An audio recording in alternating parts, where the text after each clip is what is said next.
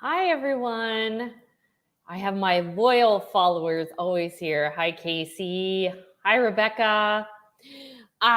Tell me what you taught today or what you're going to teach. I had a Diary of a Wimpy Kid class at 7 this morning, the second week. I told you guys about it last week, but this time I had 3 learners, which is my preferred minimum. 2 of them didn't talk very much. I think one girl said she didn't read the book, and I never know if it's, ESL students, if there's the English ability, but anyway, I made it work. I got them to talk a little bit. But I'm excited about being able to teach book clubs at a time I used to teach ESL. And I have 2 classes later today, actually in an hour and a half. And they're both the same class, 2 different sections. They're back to back. All right, so there was no weekly report for VIPKID, but there were 2 emails that came out since last week. They're both really quick, super short emails, so I'll go ahead and go into them. Hi, Kathy. And okay, so one of them is, all right, so on May 31st, teachers will no longer be able to obtain the VIPKID TEFL online certification. So that was the one that you guys took that was like a specialized certification for online teachers, and supposedly VIPKID said it would work like in other places. It was a true certification, different from their TESOL, which was like only for VIPKID. Okay, and if you're currently in the process of obtaining the certificate, we advise you to finish the exam as soon as possible, as you will no longer be able to finish with an already started process. Okay, so in addition to this, if you have the certification, you'll no longer be able to see it after May 31st. So let me know if you're going to pay the $79 to get the official certificate. You could still download their printable one, which isn't as official looking. I am not sure, I don't know. I guess if you're going to use it outside of VIPKID, do I spend the $75 or not? Let me know what you guys are doing. I already said hello to Kathy, but I wanted to put it up there too. All right, so then there was one more quick email from VIPKID, and then we'll go straight into Go Kid. How did that Freudian slip happen? Go Kid. Outschool. Okay. And this one is about recruiting students. So let me know if you're going to recruit students. Refer students to VIPKID and get up to $160. So so one person referred 10 students and earned $405. You can earn extra incentives for gaining more followers and be marked as a favorite teacher.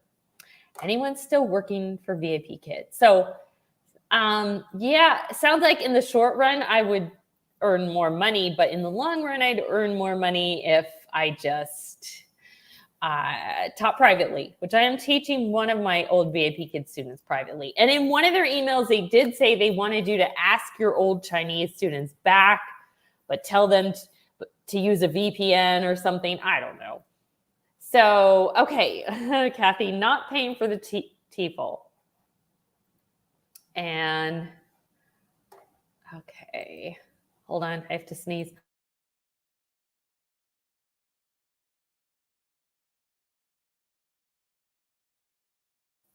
Did not want to sneeze in your ear. Okay.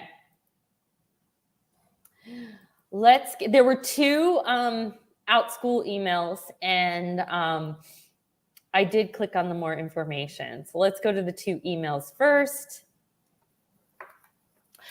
Hey there, educator entrepreneurs. Running a business while teaching what you love can be a juggling act, and we want to help you keep every ball in the air. So they're sharing advice, insights, stories to find long-lasting success on Outschool. Design classes that sell. Doing market research isn't as hard as you think. Determine if there's a demand. Okay, kind of self-explanatory.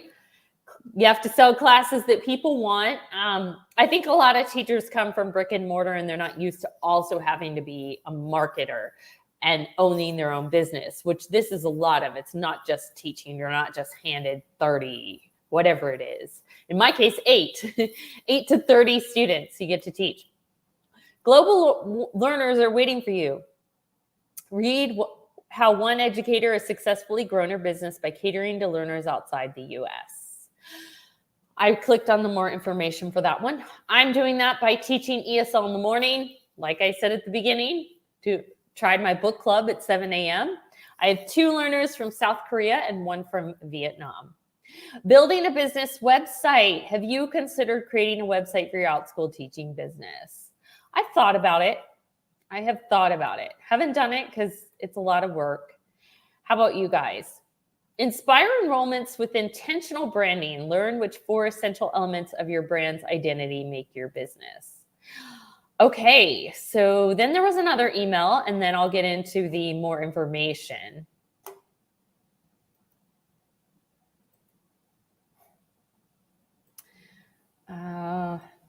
Okay, here it is. This is the weekly one that comes out about like the top search classes and the, top requested classes, the best time to do classes, stuff like that. Yeah. And I did click on the more information, the market insights. 7 places to market your business. We need your input. Here's a survey. I think I filled out this survey last week, unless it's a different one. I'll have to double check. Data insights for educators, classes in demand. We'll look at that. International insights. There's one time of the day that families in Europe and Asia are searching for classes. What is it? I actually like to find out about that. Enrollment trends, find out which learner ages, times drove the most enrollment, and the parent requests. So let me click on all the more information for that, for all of those. Okay, no particular order. 4 essential elements of a brand identity. All right, so this is long. I'm just going to go over the highlights, and then if you want more information, you can go and read the whole article. A brand name. Every business needs a name, and many will choose unique, easy to remember, relevant terms. Let's see. Color scheme. A color scheme is a good place to start as you think about what you want your brand to be. Do any of you do that? I don't necessarily do a color scheme. I do like bright colors, and I do think they stand out, but not a specific color. Typography, fonts. I must say, have any of you fooled around with fonts? I must say, I just use the default. I'm bad at that one. Logo and images. A logo is a visual representation of your brand that helps your audience recognize and remember you. I feel like I do that by putting my picture. Not all teachers put their picture on. If you don't use your pictures in your thumbnails, maybe you need like a different logo or something, just something where people can easily see, oh, it's you. I feel like with the picture, that's definitely brand identity. And people, if they've taken a class with you, maybe they don't even remember your name if it was months ago, but they're like, oh yeah, I remember her. Promoting your brand identity. The key to solidifying your brand identities in the mind of your target audience is consistency. So be consistent with your colors, your logo. Class cover images. Increase the chances of being recognized by scrolling parents by sticking your brand on your cover image. Okay, so here is her picture or like a little logo of her that people can recognize who it is. Downloadable class materials. Do you include custom documents or download in your class materials? Stick your logo in the corner. I didn't even think of that. So if you have like worksheets and stuff, stick your logo there. Your virtual classroom background. As you design a professional teaching space, think how you would feature your logo or brand colors so they're always view while you teach. That's a good idea, especially if you have a virtual one. I mean, at VIPKID, we always had to have like a colorful, nice background. And then I must say, when I got to Outschool, I had my son take a few classes in the beginning. There's literally people with like their refrigerator in the background. And then a family member would go and like get something out of the fridge. Okay, so we don't have to be loud and crazy with our background like we did at VIPKID, but there's a middle ground. Your refrigerator with people walking behind you. Yeah, no. Your business website. Build your own. So like they were talking about marketing materials, flyers. The only time I really did flyers was on Halloween. I did hand those out. But, you know, I'm always searching the Facebook pages. I find you get more signups if you find someone who asks and is specifically looking for a class you're offering. So I sometimes will search in the Facebook group. I'll search looking for. Then you could at least filter like people who are looking for. Establish your brand identity to attract more learners. So they have a training center of marketing. They've got business coaching, handbook. And I have a course on Evergreen. It is in the description. I leave it in every description that Paige, Brooke, and Mary Ann put together, and great marketing tips. I know that Kathy would even tell you so. And let me see if you guys are saying anything. I do use orange. I think you meant as my color scheme, trying to lure those old VIPKID students. Oh, I see. For your ESL at Outschool? Okay. There, yes. Typing with wet fingers, so sorry. Okay, Kathy. Yes, she is funny. Okay, and let me show you the other things. I know you guys would love to see some of those other things like, you know, the class trending topics. Here's about building a website. Let me know if you guys have a website, even if it's not for Outschool. Casey does, I think, right? Stand out from competitors and increase enrollment. Use CEO and unique context to connect with your target audience. Better test and evaluate digital marketing campaigns. Plan your work. First things first, have established your brand's mission. Decide on pages and content. I think maybe writing a blog post or something might help people, like if they're wanting to learn something from you, then they find out about your classes. Homepage. So they show you examples with their own website of like kind of how to do it. And about me, tell everybody about yourself. Instead of I love teaching about plants and gardening, and I have extensive experience as a professional landscaper, I'm trained in using hands-on techniques to make classes interacting and engaging. Wow.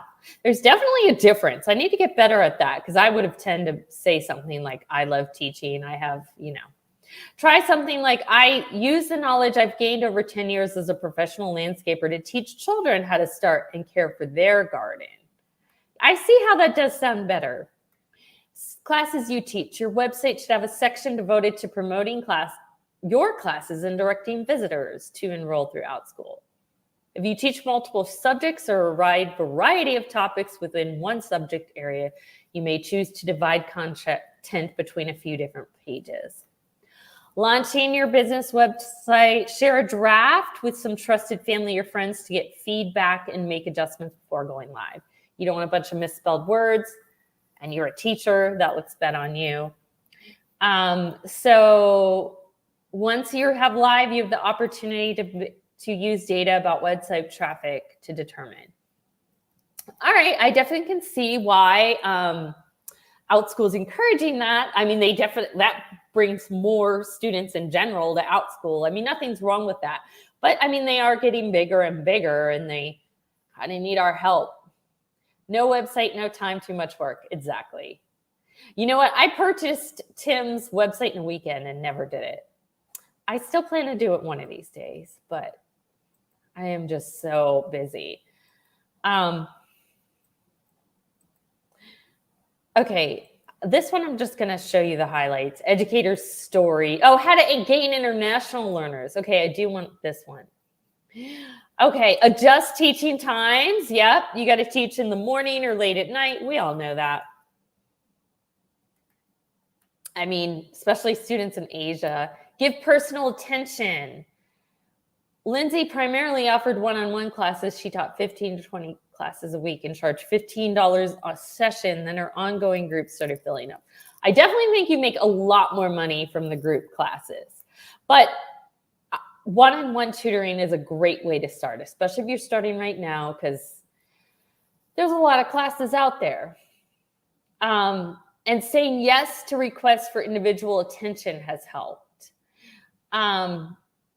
Yeah, so like if someone requests the class, there was a whole Facebook thing about how not everybody signs up. Adapt class content, adapt class content and descriptions. So she may plan 1 or 2 lessons and teach that more than 30 times during the week, but she intentionally differentiates instructions for early morning classes, which typically include English language learners. Yes. You know, there's things you don't even think about when they don't speak English, or when it's not their first language, I should say. They speak. I'll address that in a minute. Keep learning and responding. Make adjustments. I mean, just little things. So now I'm teaching a book club, and it'll be things like just sayings that we have, and what's it called? Idioms.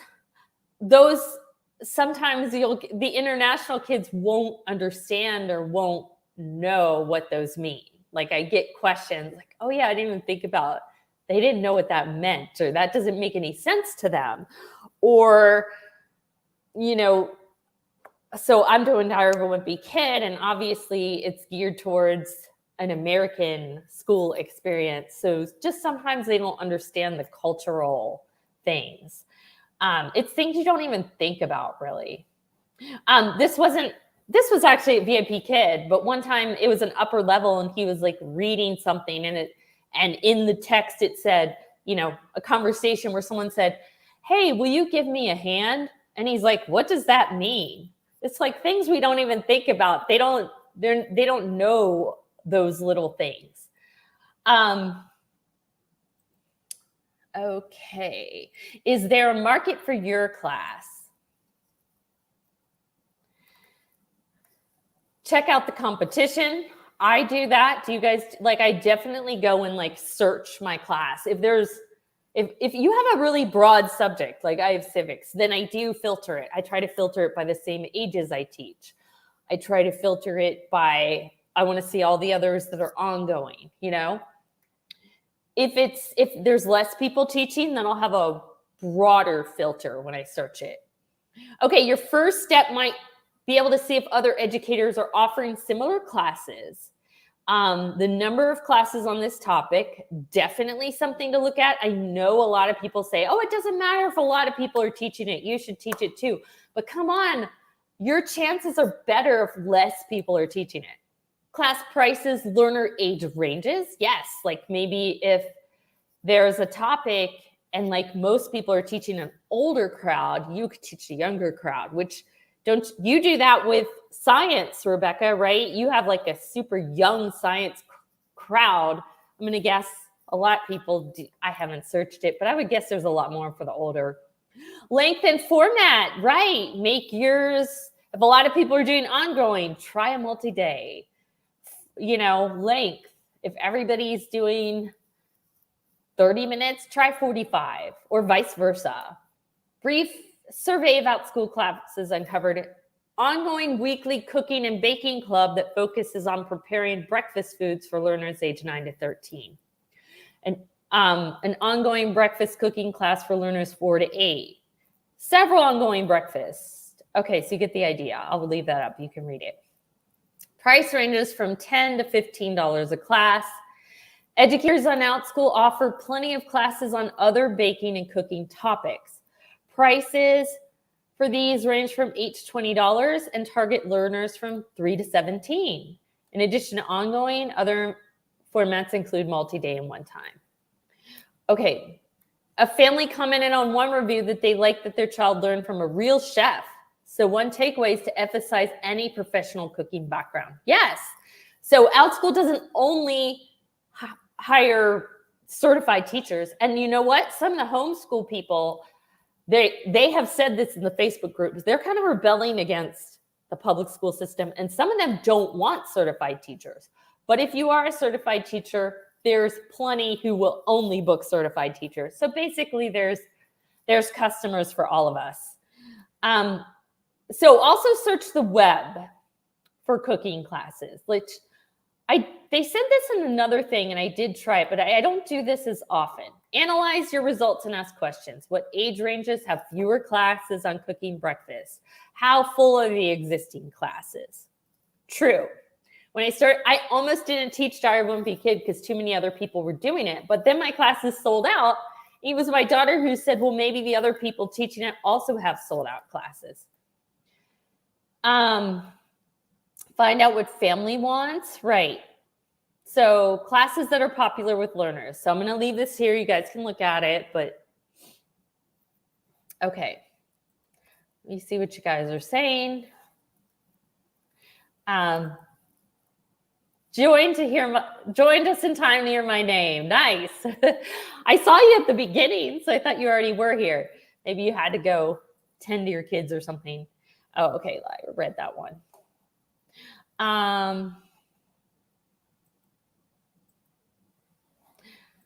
So that's all about marketing your classes. Parent topic requests. This is great for new people if you're trying to decide, what do I teach? This is long, so I'm literally just going to leave this here, and if something stands out to me, and I love how they put this in categories. I know I said this before, but when Outschool was brand new, this was one jumbled mess. There was no rhyme or reason to the order, and it literally was a long list. So I like that they have a list like in categories. Okay, languages, of course. Singing, no surprise that math has a lot. Science, math and science. There's always a need for math and science teachers, right? Okay, social studies, the capitals, the presidents. You know what? My civics class, well, we kind of talk about the presidents. Okay, English, coding, and tech. And, you know, guys, for homeschool parents, I'm going to take a wild guess that they're going to go spend money on classes that they can't teach themselves. So that kind of made a lot of sense, you know, coding and things like that. And, okay. What classes are popular with learners this week? I will just put this here. You guys can look at it. This time of day is in Pacific time, so adjust to your own time. For me, I add 3 hours.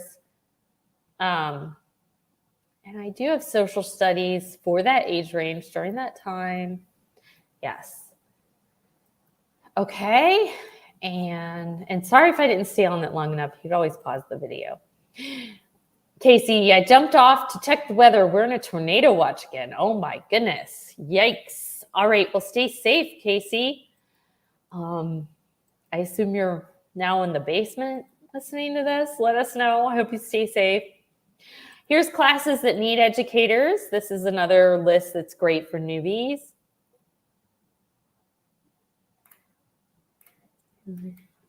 Okay.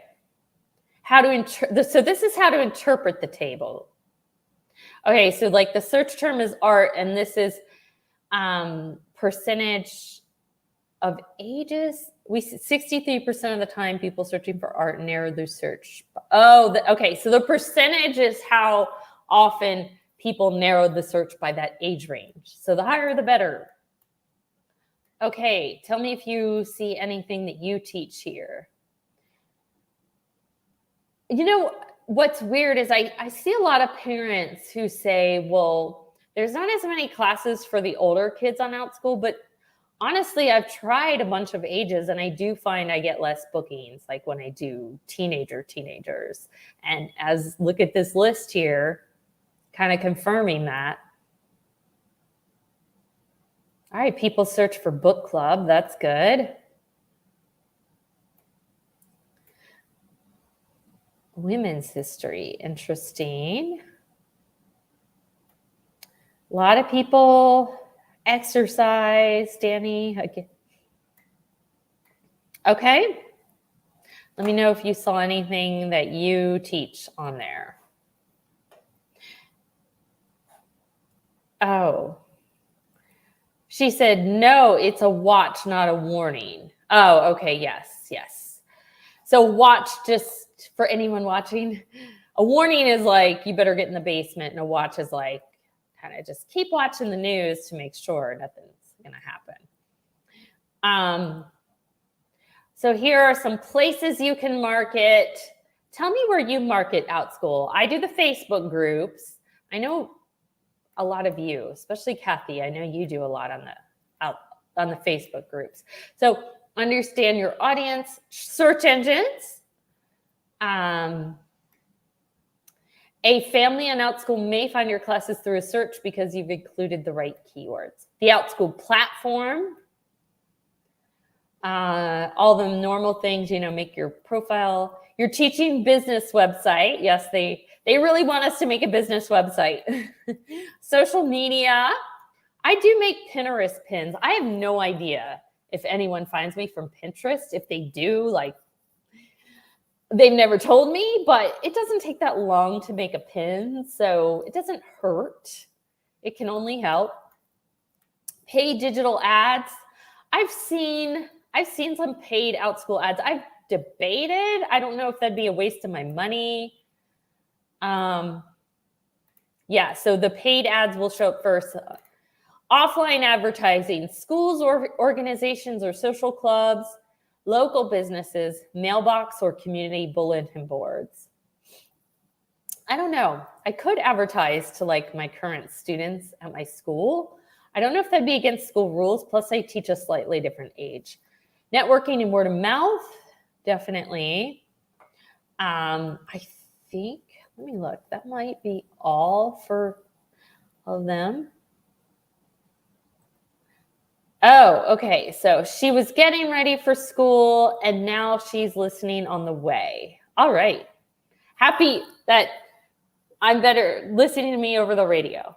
Okay, Kathy, I only market on Facebook, but I'm doing less because most of my slots are currently full with ongoing students. Yes. I actually no longer even open ESL. I'm going to teach the ones I have and then that's it. If I'm done with all of this, I'll do a little bit of chit chat. Okay, I am. I'm done sharing all the things I need to share with you guys. Okay, so I've been feeling overwhelmed lately, and I tend to just try new things and jump in too quickly.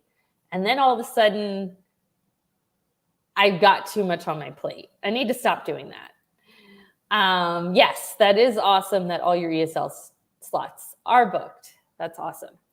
And what about your group classes, Kathy? How are those going? And the rest of you, how are your classes going at Outschool? So I decided to try brick and mortar teaching this year. I had one class, which I think it's great experience for me. It's not a huge moneymaker compared to my Outschool classes, but I didn't come from a teaching background like a lot of you did. So I really like that I'm getting true in the classroom experience. And just for the experience and the resume, I want to keep doing it. I did sign up to do the one class that I did this year to do it again. I figured the next time around, it'll be a lot easier to teach, but it was a lot more work outside the classroom than I anticipated. There's grading and there's making the assignments, the tests, and next year I'll be able to reuse stuff. And purchasing Nearpod helped a lot, especially for geography class, because you could just go and get a lesson about whatever country. And by the way, my Nearpod is full and I might have to upgrade to the next one. I'm trying to decide if I should. It's $300. I mean, on one hand, it saves me a lot of time. So I could look at it as time is money. And of course it would be at a business expense, but should I really? I don't know. I'm trying to decide. Kathy says, I've cut back to only ESL in the early AM. Life is too busy for anything else. Yeah, that's always a good thing about ESL is in the morning and then you were done. I'm trying to decide what to do for the summer because last year I just started working VIPKID and stopped working Outschool, but that's not really a thing anymore. Yeah, so this year I started a new civics class. I'm kind of reflecting on the year, you guys, because I'm trying to decide what to do for next year. Sorry, I am going to check my messages. Oh, okay. It was one of my kids. I want to make sure it wasn't an emergency. So I started civics. It was successful. I have experience working in that field. My class video has pictures of me with 3 former presidents. I think that in itself sells the class. But it was a lot of work. It took like a big chunk of like, usually I do it on Saturday mornings to like create the class and get it going. Then I also had brick and mortar. So I really need to think about what I want to do next year. And I really would like to, I think I should stick with what I'm already doing so that there's no prep work. Like I literally thought about teaching more classes at brick and mortar. Number one, they pay less. Maybe I shouldn't do that because I'm just going to get into it and be overwhelmed by all the prep work. And it pays less than Outschool. And I do need to worry about pay. My daughter's medical bills, like she started needing treatment again. And that has made, medical bills are expensive. Number one. Number two, there's inflation and everything. Gas, food is all costing more. So I do have to think about like prioritize which ones make the most money. Is Outschool doing camps like last year? Hi, Cindy. Yes, they are. I don't know if they're promoting them the same way. And I have put a camp up for a couple weeks in June. I don't have any signups. And I'm very soon, maybe this week, maybe I'll give it one more week. If it doesn't, I'm just going to close my camp and stick with my ongoing classes. I already have students. Stick with where you have students. Stick with that instead of trying to get new students, which is a lot harder than keeping. Yeah, I know, right? I need $1 million. Yes. There's always something, but I'm sure it's all harder on all of us right now with the huge inflation and just go using your car. And we still have to go places. Although I've done little things like, I'm only going to go to the grocery store on like the way home from brick and mortar instead of like Tuesdays and Thursdays when I'm completely off, Cindy, I love the pod camps. We didn't have to make the class. We just signed up and planned the classes. Yeah, I never really did get into a pod. I tried to kind of this year and I'm still open to it, but I only would want to do one of my existing classes if I did a pod. So anyways, I think I need to just stick with the one class I have at brick and mortar. And I'm thinking about just sticking with the classes I have right now, which are civics, Diary of a Wimpy Kid. I'll keep doing ESL, but I'm only going to keep existing students. If any of them unenroll from the class, I'm going to close the slot. ESL isn't a huge moneymaker. I'd be better off like I did this morning to start putting like my book clubs in the morning. You can get several people signing up. There was just so much competition for ESL with Outschool that I kind of started my rates pretty low, even though I've raised them. Like you still make more money with the group classes because more people are paying into it. I have one new class starting in the fall, which I'm thinking about taking down. I'd rather stick with the classes I've already created. I've already made the content and then just have more sections of them open. So I know I said this last year, but like I'm learning more and more and more what it really means, but I want to work smarter, not harder. I was used to VIPKID. You just sit down and teach. And now I'd like to go with the classes I've already created and be able to next year just sit down and teach. Brick and mortar will be a little bit of work outside the classroom, but I'll still have some materials that I already have. I have Nearpod. That saves a lot of time. So I guess I got to weigh the pros and cons. Do I pay the money, but it's going to save me some time working, and time is money. Yeah. Decisions. What would you guys do? Anyways, I need $1 million too. Don't we all? Right. I think the pod camps are going to be a little bit different this year, but not not sure the exact direction. Oh, pod camps. Okay, which would be different than like the year-long pods for main subjects. I see what you guys are saying. I'd be open to doing them. I could do them in June. Just my July is super busy. I think I'm going to take off the whole month of July.